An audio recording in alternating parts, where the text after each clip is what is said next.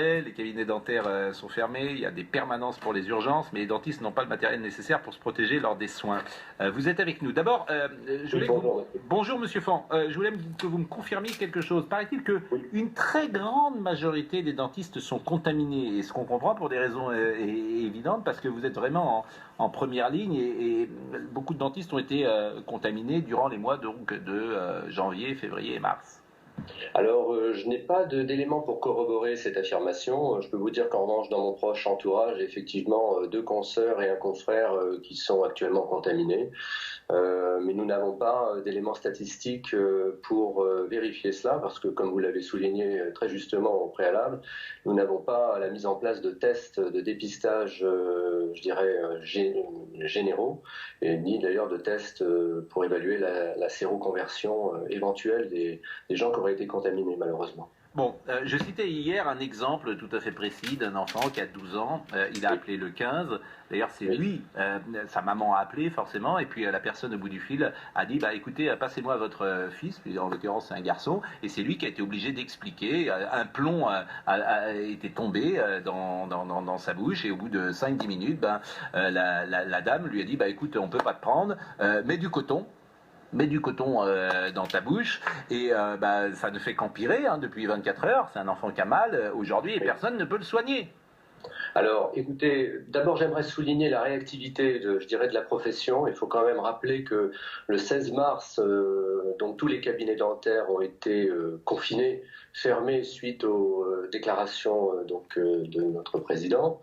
Et à la suite de ça, tous les conseils départementaux ont dans l'urgence organisé un numéro d'urgence départemental avec pour consigne de demander aux dentistes d'assurer leur suivi téléphonique personnel afin de suivre leurs patients, ce qui représentait le premier filtre, entre guillemets, du suivi thérapeutique.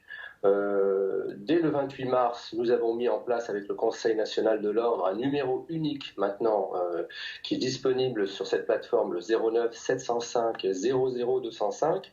Ce numéro, très simplement, vous permet en accédant à votre département, en appuyant sur les numéros de votre département, d'accéder à la plateforme du régulateur du département qui va vous orienter vers les binômes de garde. Donc, je ne sais pas si mon micro est ouvert. Vous m'entendez, Monsieur Fan? Non, mais ça marche pas. Ça marche pas. Moi, je veux bien. Ça marche pas. Ça marche pas. Voilà. Donc j'ai un cas précis. Ça marche pas. Le dentiste, il n'y a pas de suivi. Il y a une personne qui lui dit tu rappelleras demain. Tu mets du coton dans ta bouche et ça marche pas. Alors, si ça marche, mais il faut comprendre comment... Il faut être en fait très malade, quoi. C'est-à-dire que si effectivement tu es dans une rage XXL peut-être, dans un abcès, alors là on va te prendre, mais dans une simple rage de dents, et une rage de dents, chacun sait combien ça peut faire mal. Hein. À ce moment-là, on te dit tu te calmes, tu prends ton temps, tu rends ton mal en patience. Alors effectivement, le rôle du régulateur... Les dentistes sont tous fermés, ce qui pose un problème à mon avis, mais bon. Alors, je suis tout à fait d'accord avec vous. Moi, je pense qu'il faut rouvrir... mais c'est ça la question, d'ailleurs. Pourquoi est-ce qu'il faut donner l'ordre aux dentistes de rouvrir leur cabinet? Eh bien, tout simplement parce qu'ils ne sont pas équipés en EPI, c'est-à-dire en équipement de protection individuelle, qui permettrait justement de ne pas contaminer à la fois les patients et le personnel soignant. Ouais. Malheureusement... communication en masque, donc nous avons touché malheureusement les 2 tiers au maximum.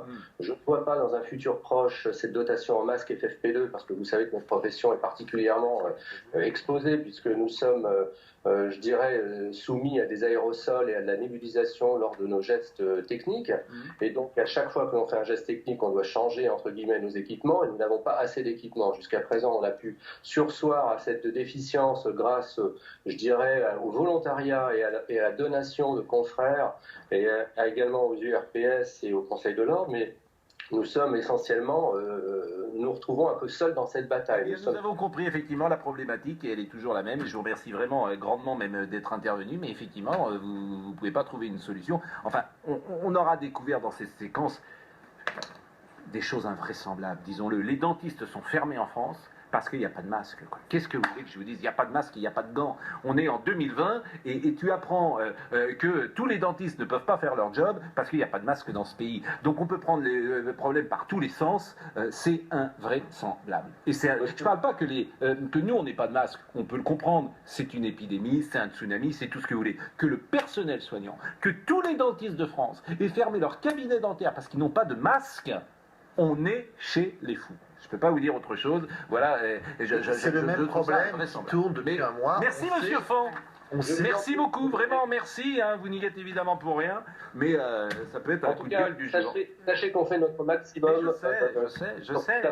Pour prendre soin de nos patients. Je sais, je suis d'accord avec vous. On bute sur le même problème, Pascal. C'est qu'on n'a pas les masques, ni les masques chirurgicaux, ni les masques FFP2.